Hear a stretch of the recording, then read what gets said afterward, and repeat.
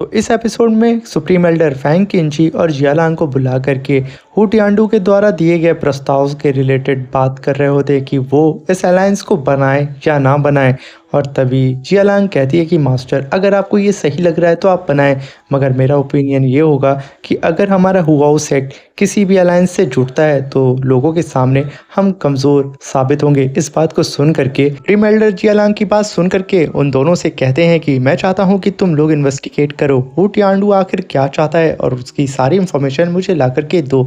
और ये कह करके वो वहां से चले जाते हैं। तभी सीन शिफ्ट होता है और हमें जियालान और फैंग किंची बाहर टहलते हुए नजर आ रहे होते हैं और वो लोग आपस में बात कर रहे होते हैं कि यहाँ आगे क्या करना होगा। तभी फैंग किंची कहती है कि मेरी छोटी बहन फैन किन वी टियांडू से मिलने के लिए गई थी और उसे हु टियांडू ने 7 एवल गार्ड ट्रेजर दिया है जो कि काफी ज्यादा पावरफुल है। और फिर वो ट्रेजर लेकर के वो साउथ सी की तरफ चली गई है। फैंग यान और आपकी डिसाइबल ड्रैगन गर्ल वो भी वहां पे गए हुए हैं। मुझे तो इस बात का डर लग रहा है कि कहीं फैंग किन वी उन लोगों के ऊपर उस 7 एवल गार्ड ट्रेजर से अटैक ना कर दे। तभी जियालांग कहती हैं कि वो ट्रेजर कितना भी पावरफुल क्यों ना हो, उसे यूज करने वाला इंसान उतना पावरफुल नहीं है, यानी कि तुम्हारी बहन। और रही बात मेरी और तुम्हारे डिसाइबल फैंगयान की, वो लोग इतना ज्यादा कमजोर नहीं है कि इन मामले से डिसाइबल से हार जाएं। अभी फैन किंची कहती है कि इस सिस्टर के साथ साथ जियांग, शाओलिंग और नानत्यांग भी गए हुए हैं। तभी जियालांग कहती है कि तुम यहाँ पे बेवजह फिक्र कर रही हो, फैंगयान और ड्रैगन गर्ल की वो दोनों इस चीज़ को हैंडल कर लेंगे,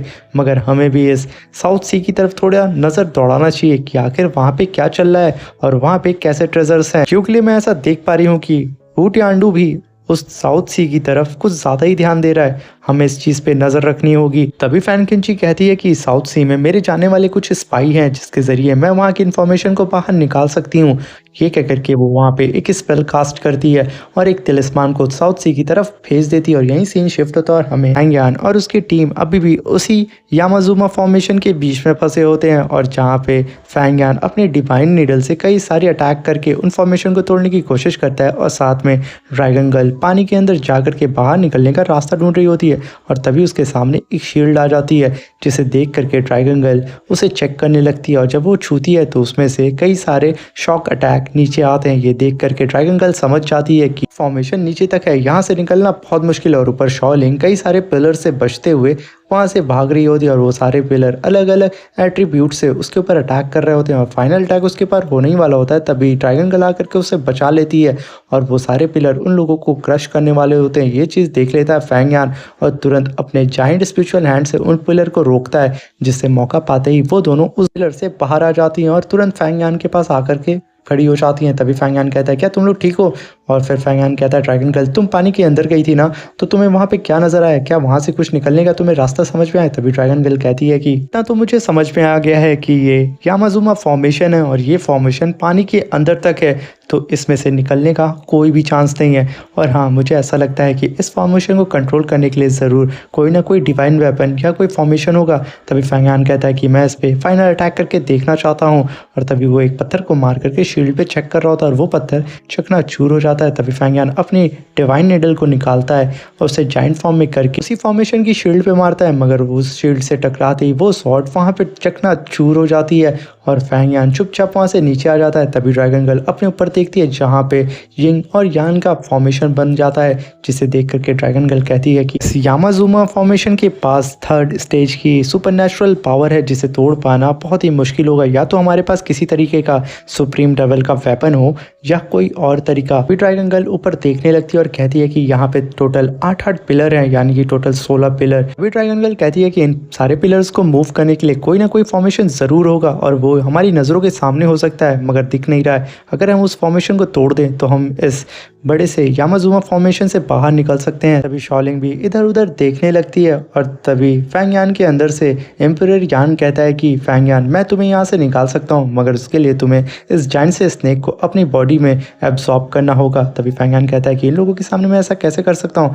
और तभी ड्रैगन गर्ल से कहता है कि मेरे पास एक आइडिया है यहाँ से निकलने के लिए, मगर उससे पहले मुझे इस जाइंट से स्नेक को अपने अंदर एब्सॉर्ब करना होगा। ये देख करके ड्रैगन गर्ल कहती है कि तुम पागल हो गए हो, क्योंकि तुम इतने बड़े जाइंट से स्नेक को अपनी बॉडी से कैसे मर्ज कर सकते हो? सकते हो, मगर देखते ही देखते फैंग यान स्पिरिचुअल एनर्जी से उस जायंट से स्नेक को हवा में उठाने लगता है। ये देख करके ड्रैगन गर्ल काफी ज्यादा शॉक्ड हो जाती है, मगर तभी फैंग यान उस सारे के सारे स्नेक को अपने ड्रैगन स्क्रिप्चर के अंदर एब्सॉर्ब कर लेता है। और ये देख कर ड्रैगन गर्ल के होश उड़ जाते हैं, क्योंकि उसने ऐसा नजारा आज तक अपनी लाइफ में नहीं देखा था। तभी वो कहती है कि फैंग यान, आखिर तुम अपने अंदर क्या छुपा के रखे हो? तुमने इतने बड़े जायंट स्नेक किंग को चंद सेकंड के अंदर अपनी बॉडी में एब्सॉर्ब कर लिया, ये इम्पॉसिबल है। तभी ड्रैगन गर्ल कहती है कि तुम्हारे पास कुछ मिस्टीरियस पावर है, इसी की वजह से तुमने सीनियर ब्रदर हुटियांडू को चैलेंज कर दिया। मगर फैंग यान, जैसा कि हम दोस्त हो चुके हैं, तो मैं क्या तुम्हारे इस राज के बारे में जान सकती हूँ? मगर फैंग यान उसे कोई रिस्पॉन्स नहीं करता है। तभी ड्रैगन गर्ल शॉलिंग की ओर देखती है, मगर शॉलिंग भी उसे इग्नोर कर देती है। तभी फैंग यान कहता है कि वक्त आने पे मैं सारी चीज़ें तुम्हें बता दूंगा। तभी ड्रैगन गर्ल कहती है, क्या तुम्हें मुझ पर भरोसा नहीं है? तभी फैंग यान कहता है, तुम पर मुझे भरोसा है, तभी मैं तुम्हारे साथ इस साउथ सी के सफ़र पे आया हूँ, वरना मैं नहीं आता। तभी ड्रैगन गर्ल कहती है कि होप सो वो दिन आए जब तुम मुझ पे भरोसा करो और अपने राज के बारे में तुम मुझे बता दो। तभी फैंग यान कहता है कि शायद वो दिन जल्दी आ जाए कि मैं तुम्हें अपने राज के बारे में बता दूं। अगर मैं तुमसे एक चीज़ का वादा करता हूँ, जैसा कि तुमने मेरी मदद की है इस जायंट से स्नेक को मारने में, मैं तुम्हारे लिए एक काम करूंगा। मैं तुम्हें ज़ांदुआन पिल एज अ गिफ्ट जल्दी दे दूंगा, जिससे तुम अपनी कल्टीवेशन और भी ज्यादा इंप्रूव कर सकती हो। ये सुनकर के ड्रैगन गर्ल वहां से चली जाती है और तभी लिंग वहीं पे खड़ी होती है। तभी फैंग यान कहता है कि जैसा कि ड्रैगन गर्ल वेस्ट की साइड गई है, तो तुम ईस्ट की साइड जाकर के इस फॉर्मेशन के बारे में पता लगा। और फैंग यान वहां बैठ के कल्टीवेशन करने लगता है। और तभी इंपीरियल यान बाहर आता है और कहता है कि तुम हमेशा ड्रैगन स्क्रिप्चर के अंदर कल्टीवेट करते थे, तो आज बाहर क्यों कर रहे हो? तभी फैंग यान कहता है कि मैं इन लड़कियों के ऊपर भरोसा नहीं कर सकता हूँ, और मैं यहाँ बाहर कल्टीवेट करके इन लोगों के सामने से प्रिटेंड कर रहा हूँ, और मैं इन लोगों की लॉयल्टी के बारे में चेक करना चाहता हूँ कि कहीं इन लोगों के अंदर कोई भी इविल थॉट तो नहीं है। और ये कह करके वो बाहर ही बैठ के कल्टीवेशन करने लगता है। फैंग यान की बात सुन करके इंपीरियल यान कहता है कि तुम आजकल बहुत ज्यादा समझदार हो गए हो, जिस चीज से मैं काफी ज्यादा खुश हूँ। और यही सीन शिफ्ट होता है और हमें एवर स्लीप आइसलैंड का सीन दिखाया जाता है, जहाँ पे हुओ ज़ैंग वहां से जा रहा होता है और उसे छोड़ने के लिए शॉलिंग के फादर और उसकी पूरी टीम आई होती है। और तभी जैसे ही वो वहां से चला जाता है, तभी शॉलिंग के फादर वहां पे गुस्से से उसे देखते हैं और गुस्सा करके वापस मुड़ जाते हैं, जिसे देख करके कहती है कि तुम्हारे फादर काफी ज्यादा अजीब हैं। अभी एक वक्त पहले वो ज़ैंग की तारीफ कर रहे थे और अभी यहाँ पे गुस्सा रहे हैं। तभी जियांग कहता है कि इस सेक्ट के मसले पे हमें ध्यान नहीं देना चाहिए, हम साउथ सी के सफर पे आए हैं, तो हमें इस चीज पे ध्यान देना चाहिए और हमें जल्द से जल्द यहाँ से निकल जाना चाहिए। इस बात पे नानत्यांग भी एग्री करता है। और तभी सीन शिफ्ट होता है, लिंग के फादर अपनी पूरी टीम को लेकर के मीटिंग हॉल में आ जाते हैं और वो उन सबसे कहते हैं कि हमें जल्द से जल्द एक अलायंस बना लेना चाहिए और सारे सेक्ट को एक होकर के बैटल में पार्टिसिपेट करना चाहिए। मगर अभी हमें इस बैटल के बारे में नहीं बताया जाता है। मगर शॉलिंग के फादर की बात सुन करके वहाँ पे जितने भी सेक्ट मास्टर होते हैं वहाँ पे मना कर देते हैं और कहते हैं कि बेवजह हम किसी और के मसले में नहीं पड़ना चाहते हैं, क्योंकि हम लोग अपनी आर्मी को यूं हार्म नहीं कर सकते हैं, क्योंकि हमें काफी ज्यादा नुकसान उठाना पड़ेगा और जंग एक अच्छा फैसला नहीं होता है। बात को सुनकर के ज़ोलिंग के फादर वहां पे गुस्सा आ जाते हैं, मगर वो तभी कहते हैं कि ना जाने वो जोंग हुओ ज़ैंग से कौन सी चीज लेकर के यहाँ से गया हुआ है। और यही सीन शिफ्ट होता है, यान के सोल सी का सीन दिखाया जाता है, जहाँ पर एम्पेरियर यान किंग पाइथन को रिफाइन करने की तैयारी कर रहे थे। तभी फैंग यान कहता है कि आखिर आप इसे कैसे रिफाइन करेंगे? तभी एम्पेरियर यान कहते हैं कि हमारे डीमन सेक्ट में एक टेक्निक होती है, हम किसी भी बड़े से बड़े पावरफुल मॉन्स्टर को एक पिल में कन्वर्ट कर सकते हैं, मगर पिल को कंज्यूम करने वाला जो भी डिसाइबल या भी कोई भी कल्टीवेटर हो, वो इतना पावरफुल होना चाहिए कि वो उस पिल को बॉडी में रिफाइन कर ले। अगर वो ऐसा नहीं कर पाता है तो उसकी बॉडी के चिथड़े उड़ सकते हैं। तभी एम्पेरियर यान कहता है कि अगर फैंग यान तुम अपनी गोल्डन बॉडी को कल्टीवेट करना चाहते हो, मैं तुम्हारे लिए इस 1500 साल पुराने स्नेक को रिफाइन करके एक पिल में कन्वर्ट कर दूंगा और इसे इतना सप्रेस कर सकता हूँ कि तुम इसे अच्छे तरीके से रिफाइन कर लो, मगर आगे की दर्द को तुम्हें खुद से झेलना होगा। इस बात को सुनकर के फैंग यान कहता है, एक तरफ आप मुझे डरा रहे हैं कि ये पिल बहुत ही ज्यादा पावरफुल होगी और मेरी बॉडी ब्लास्ट हो सकती है अगर मैं इसे हैंडल नहीं कर पाया, और एक तरफ आप कह रहे हैं कि मुझे अपनी गोल्डन बॉडी और भी ज्यादा पावरफुल बनाने के लिए इस जायंट से स्नेक को रिफाइन करना होगा।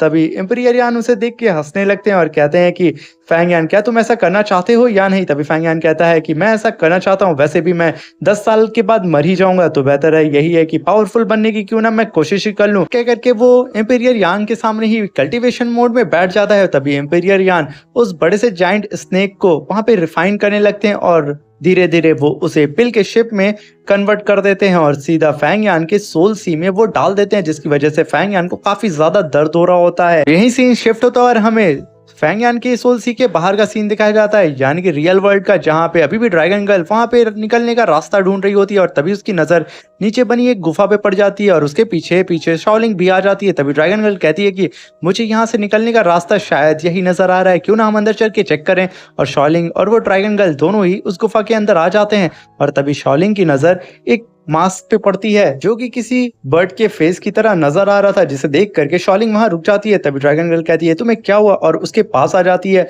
और ड्रैगन गर्ल की नजर भी उसी फेस पे पड़ती है और शॉलिंग जा करके उस फेस को टच कर देती है, जिसकी वजह से वो एक्टिवेट हो जाता है।